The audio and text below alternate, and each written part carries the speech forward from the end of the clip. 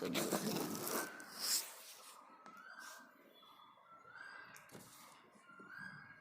আমি ক্লাছ 8 মেথামেটিক্সৰ প্ৰথম চেপ্টাৰটো আলোচনা কৰিবলৈ ওলাইছোঁ। অধ্যায়টো হৈছে পৰিমেয় সংখ্যা। এতিয়া পৰিমেয় সংখ্যাৰ বিষয়ে জনাৰ আগতে আমি কি কৰিম, সংখ্যা কি জানিম। সচৰাচৰ আমি হিচাপ নিকাচ কৰিবৰ কাৰণে যিবিলাক প্ৰতীক ব্যৱহাৰ কৰোঁ সেইবিলাকক কি বুলি কোৱা হয়, সংখ্যা। এতিয়া সংখ্যাত কেইবা প্ৰকাৰো আছে। ইয়াৰে প্ৰথমত আমি কি আলোচনা কৰিম, স্বাভাৱিক সংখ্যা, যেটো কি সাধাৰণতে আমি গণিবৰ কাৰণে যি সংখ্যা ব্যৱহাৰ কৰোঁ সেইবিলাকক কি বুলি কোৱা হয়, স্বাভাৱিক সংখ্যা। যেনে 1 2 3 4 5 ইয়াক সাধাৰণতে n আখৰেৰে বুজোৱা হয়। n = 1 2 3 4 ইত্যাদি। এতিয়া এই স্বাভাৱিক সংখ্যাৰ শ্ৰেণীটোত যদি আমি স্বাভাৱিক সংখ্যাৰ লগত শূন্য লগ লগাই দিওঁ তেনেহ'লে কি হ'ব, শূন্য লগ লগাই দিলে ই এটা কি হ'ব, পূৰ্ণ সংখ্যা হ'ব। তেতিয়া আমি ইয়াক কি ক'ম, পূৰ্ণ সংখ্যা w ৰে সূচোৱা হয়। গতিকে w = 0 1 2 3 4 5 ... এতিয়া এই পূৰ্ণ সংখ্যাত আমি কি ঋণ যিবিলাক থাকে সেইবিলাক সূচাব নোৱাৰি। সেইকাৰণে আমি কি কৰিম, ইয়াক ঋণ থকা সংখ্যাবিলাক বুজাবৰ কাৰণে আমি অখণ্ড সংখ্যা ব্যৱহাৰ কৰিম। অখণ্ড বুলি ক'লে যিবিলাক সংখ্যাৰ কোনো খণ্ড বা অংশ নাথাকে। যেনেকুৱা আমি সংখ্যা ৰেখাত যিবিলাক ব্যৱহাৰ কৰোঁ, সংখ্যা ৰেখা এটা আঁকিলে মাজতে কি থাকে, শূন্য, আৰু বাওঁফালে কি থাকে, -1 -2 বা সোঁফালে কি থাকিব 1 2 ইত্যাদি। এনেকুৱা ধৰণৰ যিবিলাক সংখ্যা পাম, তাৰমানে ধনাত্মক অখণ্ড সংখ্যা, ঋণাত্মক অখণ্ড সংখ্যা আৰু শূন্যক একেলগে কি বুলি কোৱা হয়, অখণ্ড সংখ্যা বুলি কোৱা হয়। ধনাত্মক স্বাভাৱিক, ঋণাত্মক স্বাভাৱিক আৰু শূন্যক একেলগে কি বুলি কোৱা হয়, অখণ্ড সংখ্যা। যেনেকুৱা আমি ইয়াক কি বুলি ক'ব পাৰিম, -n 0 আৰু +n, এইটো কি হ'ব, অখণ্ড সংখ্যা z = ইয়াৰ পিছত আমাৰ আচল টপিকটো আহিব কি, পৰিমেয় সংখ্যা। এতিয়া স্বাভাৱিক সংখ্যা, পূৰ্ণ সংখ্যা, অখণ্ড সংখ্যা এইবিলাকক আমি কোনো খণ্ড বা অংশ নাপাওঁ। গতিকে খণ্ড বা অংশ বুজাবৰ কাৰণে আমি যিবিলাক সংখ্যা ব্যৱহাৰ কৰোঁ সেইবিলাকক কি বুলি কোৱা হয়, সাধাৰণতে ভগ্নাংশ। ভগ্নাংশৰ দুটা অংশ থাকে, ওপৰটোক আমি কি বুলি কওঁ, হৰ, আৰু তলৰটোক আমি কি বুলি কওঁ, লব।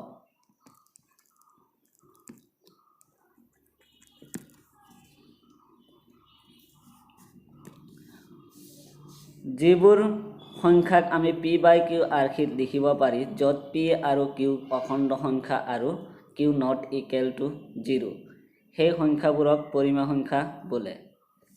যিবোৰ সংখ্যাক আমি p/q আৰ্হিত প্ৰকাশ কৰিব পাৰি, য'ত p আৰু q কি হ'ব, অখণ্ড সংখ্যা, আৰু q ≠ কি হ'ব, 0, সেই সংখ্যাবিলাকক কি বুলি কোৱা হয়, পৰিমেয় সংখ্যা বা ৰেচনেল নাম্বাৰ বুলি কোৱা হয়। যেনে উদাহৰণ হিচাপে আমি কি লিখিব পাৰিম, -3, কাৰণ -3ক আমি -3 = -3 কি লিখিব পাৰিম, 1। ঠিক তেনেকুৱা যদি আমি 0 লওঁ, 0 আমি কি লিখিব পাৰিম, 0/1 লিখিব পাৰিম। তেনেকুৱা -3/8 ইয়াতো কি হ'ব, এইটো এটা কি হ'ব, পৰিমেয় সংখ্যা। এনেধৰণৰ আমি যিবিলাক সংখ্যা পাওঁ সেই গোটেইবিলাকক কি বুলি কোৱা হয়, পৰিমেয় সংখ্যা। এতিয়া আমাৰ কিছুমান যুক্তিৰ কথা আহিছে। সকলো অখণ্ড সংখ্যাই পৰিমেয়, কিন্তু সকলো পৰিমেয় সংখ্যাই অখণ্ড সংখ্যা নহয়। আমাৰ যিমানবিলাক অখণ্ড সংখ্যা আছে গোটেইবিলাক কি হ'ব, পৰিমেয়, কিন্তু গোটেইবিলাক পৰিমেয় সংখ্যা অখণ্ড সংখ্যা হ'ব নোৱাৰে। কিয়নো আমি ইয়াতে চাম কি আছে, যে সকলো অখণ্ড সংখ্যাই পৰিমেয়। অখণ্ড সংখ্যাত আমি -2 পাম, বা তোমাৰ 0 বা কি হ'ব 3, এই গোটেইকেইটা আমি /1 লিখিব পাৰিম। তাৰমানে -2 = কি লিখিম, -2/1, 0 = 0/1, 3 = 3/1। গতিকে এইবিলাক অংক আমি কি কৰিব পাৰি p/q আৰ্হিত প্ৰকাশ কৰিব পাৰি সেইকাৰণে অখণ্ড সংখ্যাবিলাক কি হয় পৰিমেয় সংখ্যা হয় কিন্তু সকলো পৰিমেয় সংখ্যা অখণ্ড সংখ্যা নহয় কিয়নো আমি পৰিমেয় সংখ্যাত কি পাম 2/3 কি হ'ব এটা পৰিমেয় সংখ্যা হ'ব কিন্তু এটো অখণ্ড সংখ্যা নহয়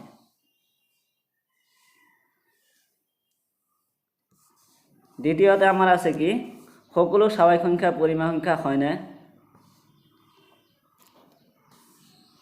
আমি কি কম যে সকলো স্বাভাৱিক সংখ্যাই পৰিমেয় সংখ্যা হয় সকলো পৰিমেয় সংখ্যাই স্বাভাৱিক সংখ্যা হয়নে উত্তৰটো কি হ'ব সকলো স্বাভাৱিক সংখ্যাই সকলো পৰিমেয় সংখ্যাই স্বাভাৱিক সংখ্যা নহয় ইয়াৰ পিছত আছে সকলো পূৰ্ণ সংখ্যাই পৰিমেয় সংখ্যা হয়নে উত্তৰটো হ'ব সকলো পূৰ্ণ সংখ্যাই পৰিমেয় সংখ্যা হয়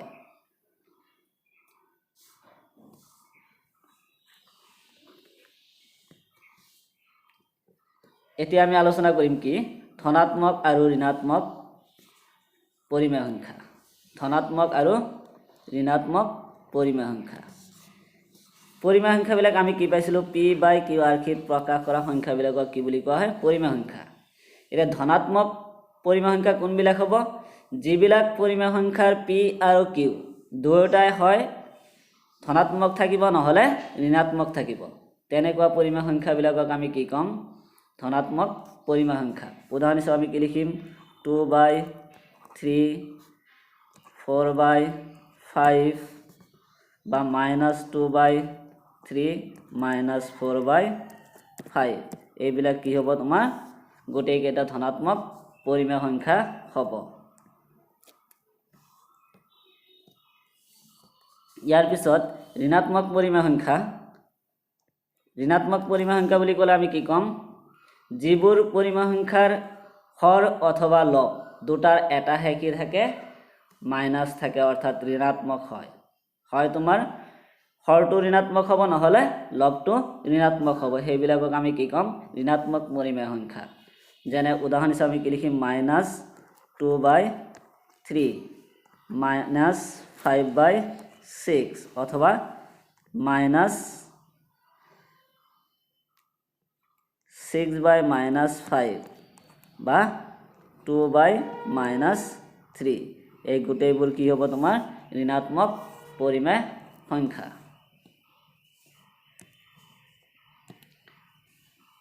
এটা পৰিমেয় সংখ্যাই কিছুমান বিধি মানি চলে সেই বিধিসমূহৰ প্ৰথম বিধিটো হ'ল আমাৰ আবদ্ধ বিধি পৰিমেয় সংখ্যাবোৰ যোগ আৰু বিয়োগ আৰু পূৰণত আবদ্ধ কিন্তু হৰণত নহয় এতিয়া আমি চাম পৰিমেয় সংখ্যাবোৰ কি কোৱা হৈছে যোগ বিয়োগ আৰু পূৰণত আবদ্ধ এই তিনিটা চাম কেনেকৈ আবদ্ধ হয় প্ৰথমত আমি কি চাম যোগত কেনেকৈ আবদ্ধ আমি যদি দুটা পৰিমেয় সংখ্যা যোগ কৰোঁ সাপোজ 2 + 3 যোগ কৰিলে কিমান পাম 5 ই এটা কি পৰিমেয় সংখ্যা 5টো এটা পৰিমেয় সংখ্যা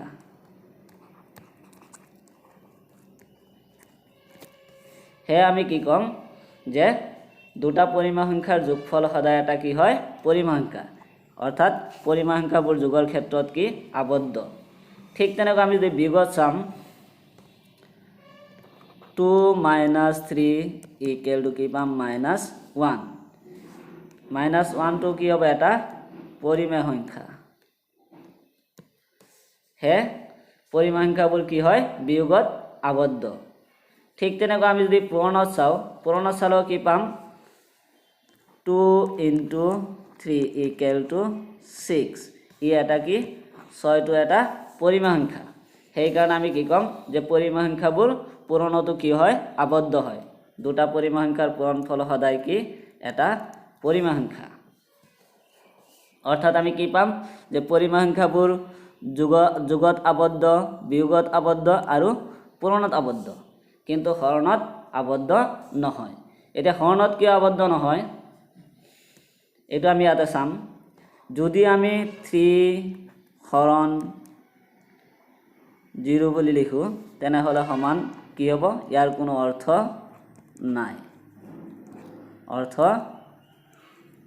নাই যেহেতু এইটো অৰ্থহীন 3ক আমি 0ৰে হৰণ কৰিব নোৱাৰি সেইকাৰণে আমি কি কওঁ যে পৰিমেয় সংখ্যাবোৰ হৰণত কি আবদ্ধ নহয়। তাৰমানে দুটা পৰিমেয় সংখ্যাৰ হৰণফল সদায় এটা পৰিমেয় সংখ্যা নহয়।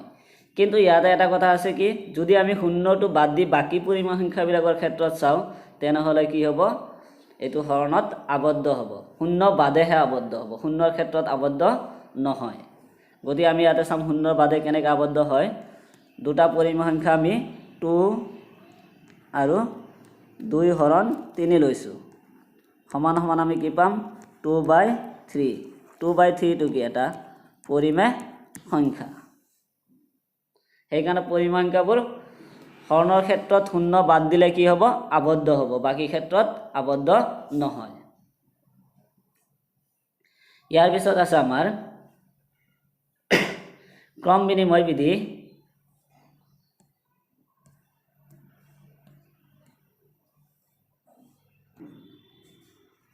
ক্ৰম বিনিময় বিধি পৰিমেয় সংখ্যাবোৰ যোগ আৰু পূৰণত ক্ৰম বিনিময় বিধি মানি চলে।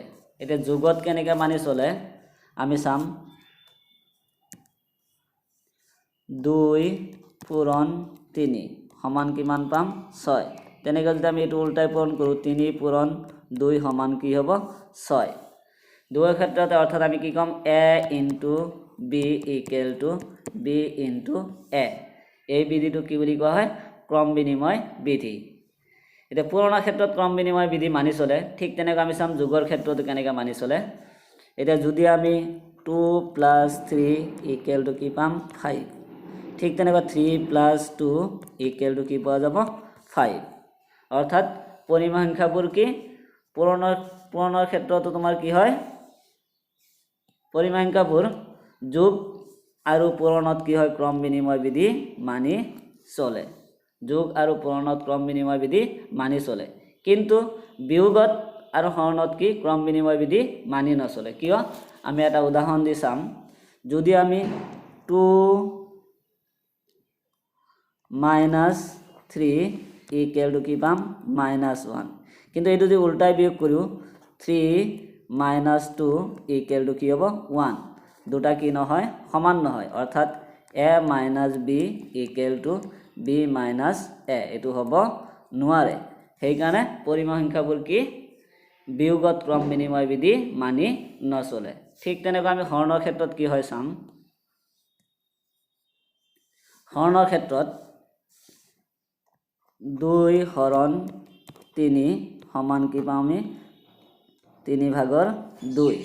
3/2 কিন্তু 3 হৰণ 2 সমান কি পাম 2/3। 2/3 এই দুটা কি নহয় সমান নহয়। গতিকে আমি কি ক'ম যে a হৰণ b not equal to b হৰণ a। অৰ্থাৎ হৰণৰ ক্ষেত্ৰত পৰিমেয় সংখ্যাই কি নকৰে ক্ৰম বিনিময় বিধি মানি নচলে।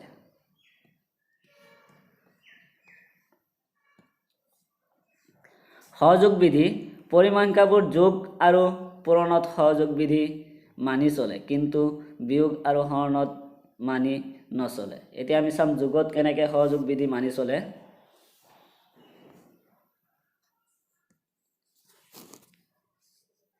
চাবা আমি যিকোনো তিনিটা পৰিমেয় সংখ্যা a b c যদি লওঁ বা আমি কি ল'ব পাৰোঁ 2 3 আৰু 4 লৈছোঁ। এতিয়া আমি চাম 2 + 3 + 4 ইকুৱেল টু কিমান হ'ব 2 + 7 ইকুৱেল টু কিমান 9। কিন্তু আকৌ যদি আমি এইকেইটাক 2 + 3 + 4 যদি আমি চাওঁ প্ৰথম দুটা ইয়াতে যোগ কৰিছোঁ কিমান হ'ব 5 + 4 ইকুৱেল টু কিমান হ'ব 9। গতিকে এই ক্ষেত্ৰত তোমাৰ কি পোৱা যাব দুয়োটাই কি হয় সমান হয়। সেইকাৰণে কি ক'ম আমি যে পৰিমেয় সংখ্যাসমূহ যোগৰ ক্ষেত্ৰত কি কৰে সহযোগ বিধি মানি চলে। অৰ্থাৎ আমি কি লিখিব পাৰিম যে a b + c একেলগত যোগ কৰি তাৰ লগত a যোগ কৰিলে সমান a প্লাছ b যোগ কৰি তাৰ লগত c যোগ কৰিলে একে হয়। এইটো কি হ'ব পৰিমেয় সংখ্যাৰ সহযোগ বিধি মানি চলে। ঠিক তেনেকুৱা আমি কি চাম পূৰণৰ ক্ষেত্ৰত চাম। 2 পূৰণ 3 পূৰণ 4। এতিয়া আমি কি ক'ম যে 2 পূৰণ কিমান হ'ব 3 4 গুণ 12, 2 12 গুণ কিমান 24। কিন্তু আমি যদি বিপৰীতভাৱে চাওঁ 2 পূৰণ 3 একেলগত পূৰণ কৰি তাৰ লগত 4, এতিয়া 2 3 গুণ কিমান হ'ব 6 পূৰণ 4, 6 4 গুণ কিমান 24। দুয়োটাই কি সমান, গতিকে আমি কি ক'ম যে পৰিমেয় সংখ্যাই পূৰণৰ ক্ষেত্ৰতো সহযোগ বিধি মানি চলে। পূৰণৰ ক্ষেত্ৰতো সহযোগ বিধি মানি চলে। এতিয়া আমি চাম বিয়োগ আৰু হৰণ কিয় মানি নচলে। এতিয়া চাবা 2 বিয়োগ 3 বিয়োগ 4 সমান সমান আমি কি পাম 2 মাইনাছ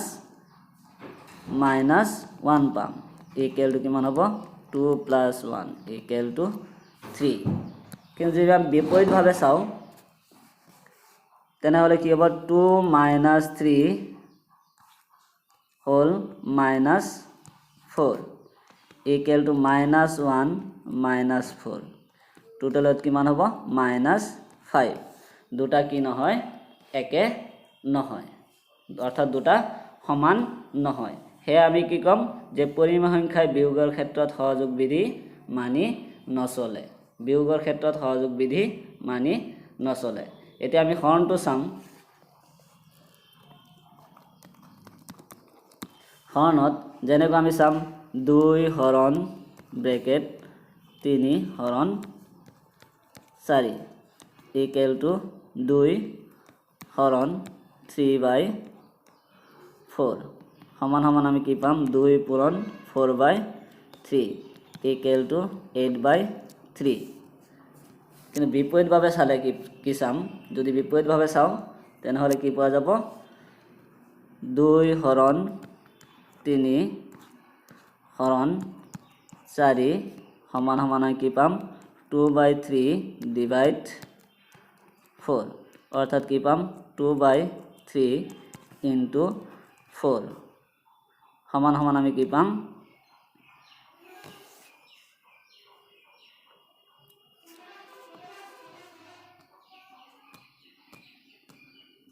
ইনটু 1/4, দুইৰে কাটি দিম, গতিকে আমি কি পাম 1/6। দুটা কি নহয় সমান নহয়। সেয়া আমি কি ক'ম যে পৰিমেয় সংখ্যাবোৰ হৰণৰ ক্ষেত্ৰত সহযোগ বিধি মানি নচলে। এতিয়া আমি আলোচনা কৰিম বিতৰণ বিধি। এতিয়া বিতৰণ বিধিটো কি আমি ইয়াতে চাম a b c যিকোনো তিনিটা পৰিমেয় সংখ্যা লৈছোঁ a into b plus c equal to আমি কি লিখিম a b plus a c, অৰ্থাৎ এটো আমি b লগতো পূৰণ কৰিম আকৌ এটো c লগতো পূৰণ হ'ব।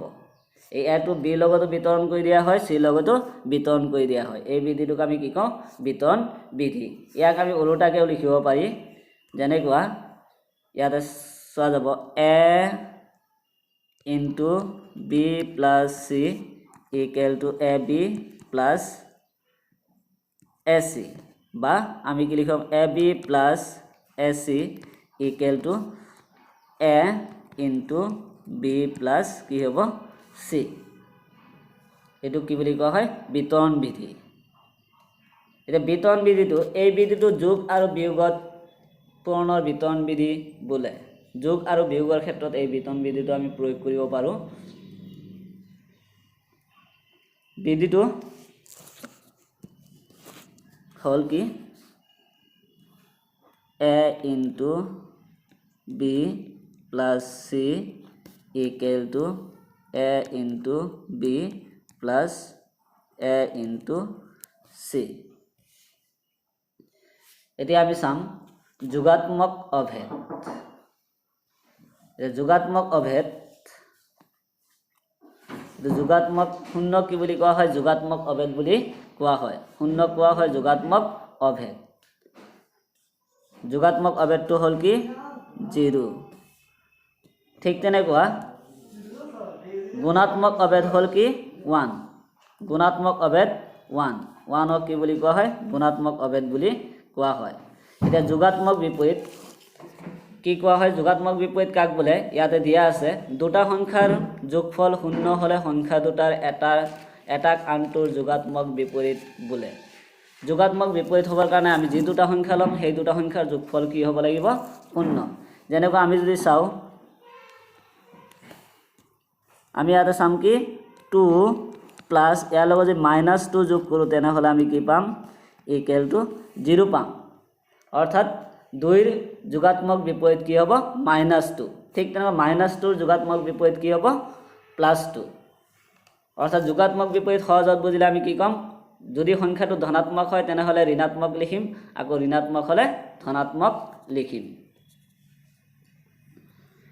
এটা গুণাত্মক বিপৰীত সংখ্যা দুটাৰ পূৰণফল 1 হলে 1 বা 1 হলে সংখ্যা দুটা এটাক আনটোৰ গুণাত্মক বিপৰীত বোলে সংখ্যা দুটাৰ পূৰণফল 1 অথবা 1 যেতিয়া হ'ব তেতিয়া এটাক আনটোৰ গুণাত্মক বিপৰীত বুলি কোৱা হয় যেনেকুৱা আমি যদি a আৰু b দুটা সংখ্যা লওঁ যদি a পূৰণ b সমান 1 হয় তেনেহলে 1 আমি b ৰ কি কম গুণাত্মক বিপৰীত কম আকৌ b ক উল্টাকে কি ক'ব পাৰো এৰ গুণাত্মক বিপৰীত যেনেকুৱা 3 ৰ গুণাত্মক বিপৰীত কি হ'ব 1/3 কাৰণ এই দুটা পূৰণ কৰিলে আমি কি পাম ইকুৱেল টু 1 আজিৰ ভিডিঅটো আমি ইমানতে সামৰণি মাৰিছো